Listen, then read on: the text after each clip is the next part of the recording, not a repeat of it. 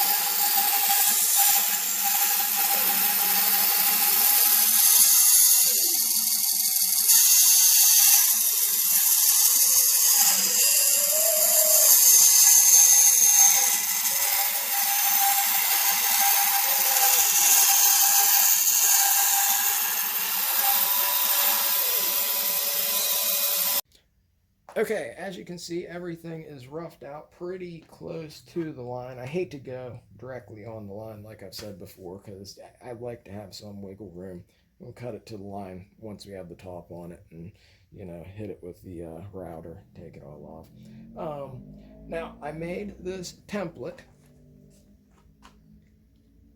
and I didn't put the cavities, pickup cavities or anything in it. Made it on the spindle sander, which is awesome. It's a Kelly, it is. It's, now, the reason I didn't put the cavities, pickups or anything is because Joe wants a 25/5 scale length neck, and that's what the fretboard's cut out for.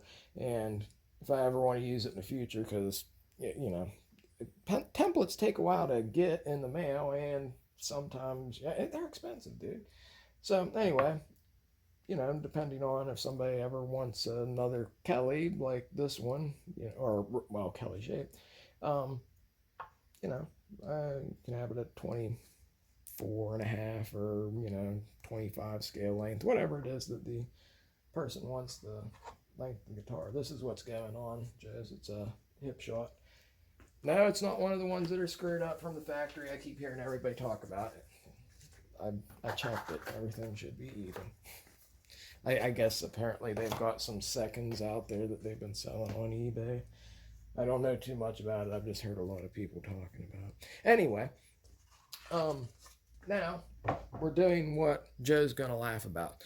He actually made me a shirt, which is really badass of him. That was really cool. Thanks, dude.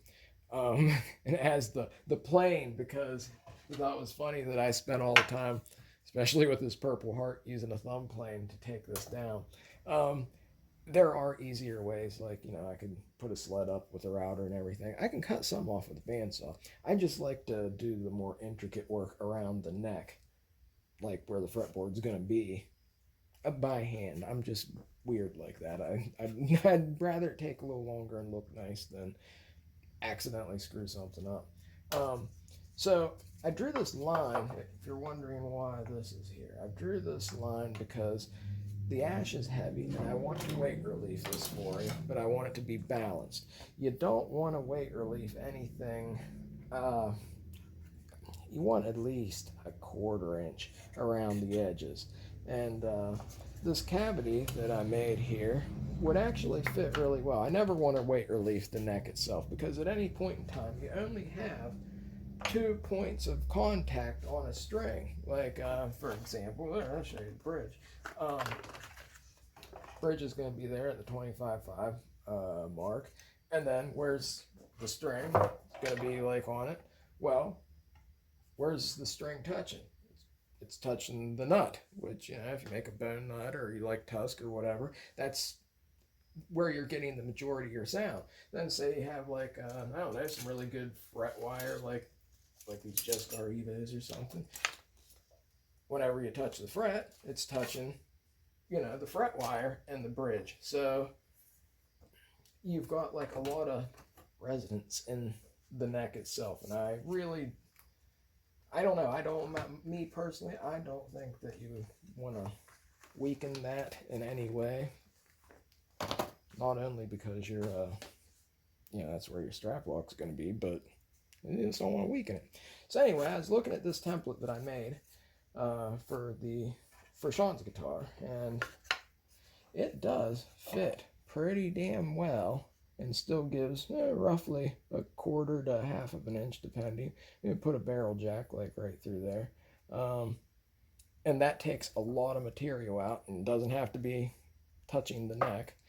But we're going to go ahead and take a Forstner bit and take some of this out. And if Joe ever wants to add more control and more stuff like, you know, phase in, phase out, parallel, coil taps, whatever, you know, he'll have a bigger cavity. So, yeah, that's what's happening. Sorry, talked forever about it. I'll make it a little quicker for Joe. I'll do most of it on the bandsaw, even though, you know, my bandsaw doesn't have a throat big enough. Cut down with this, what was supposed to be a fret saw, but, yeah, it's way too thick. And again, you'll hear me complain about the Purple Heart. What I'll do is just cut right here, big enough for the bandsaw blade to get in, and I cut it.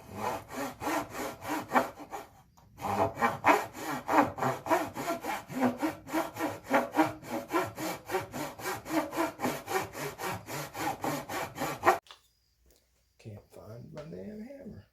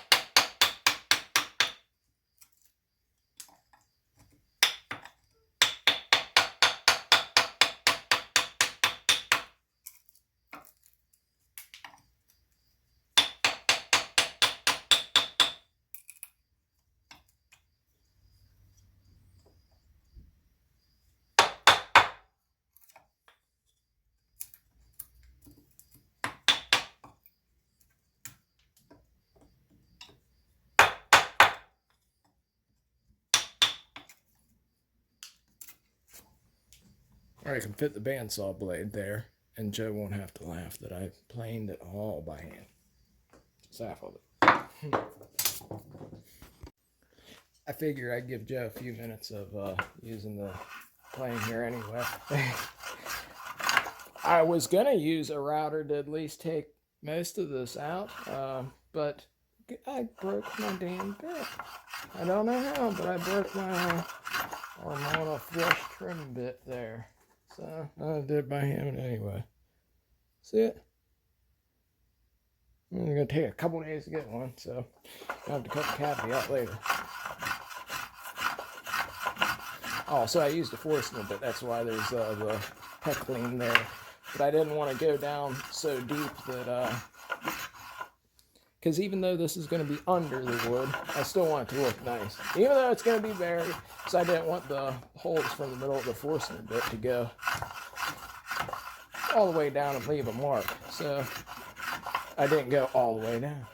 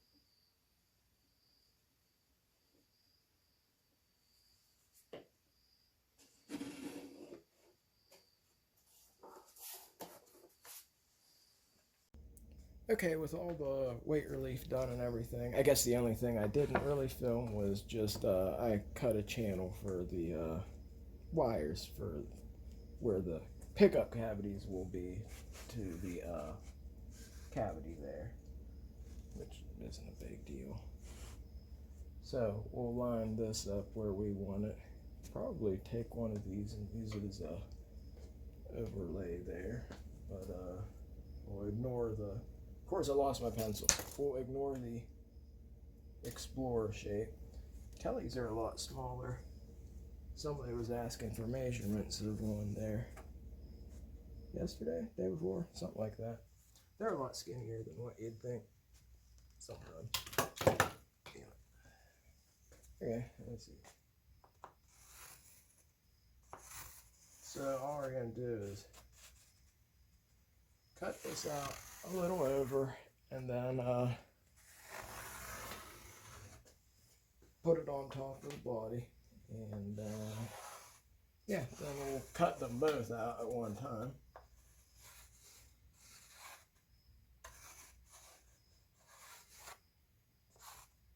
Cut all the way up. So yeah, a little bit of glue on there. Not a big deal. I need more shells.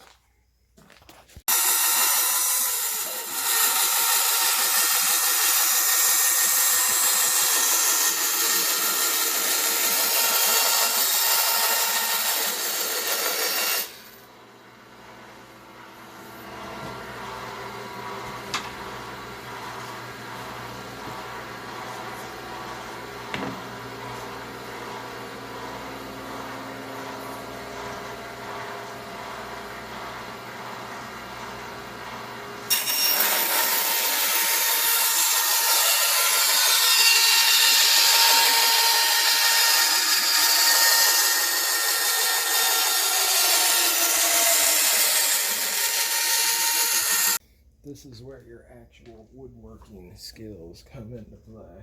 You need your center line to definitely line up with the center line of the maple. The center line under there, you can't see right now. And what we're going to do is cut this out and make sure that it's all even, because if a guitar is not even, well, it sucks. So we're going to draw around that and start to make sure everything lines up. Is it necessary to go up? No, not really. One of those, can you challenge yourself to do it? Yeah, it's not 100% necessary, because most of that's going to be lost, but trimmed off with the whenever you're carving the neck out anyway. As I said before, I broke my router bit the other day. One of those Amana handmade ones, but I was able to do right around where the fretboard is.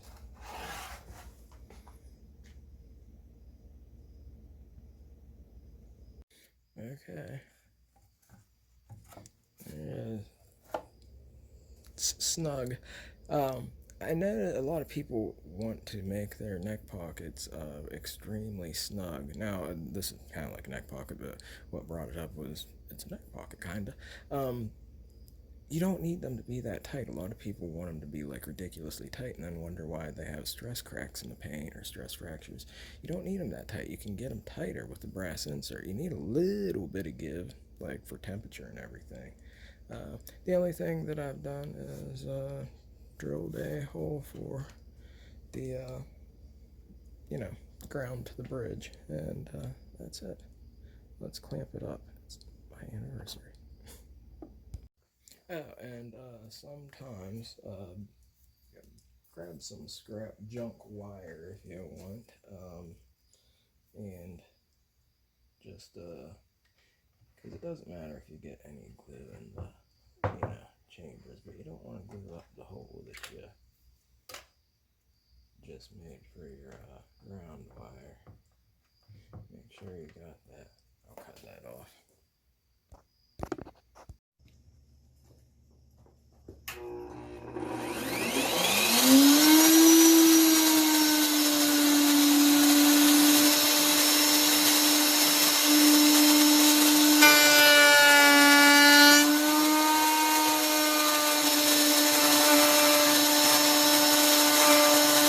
Since I hurt my finger, Jules did the flush trim, and it looks very nice. Ta-da!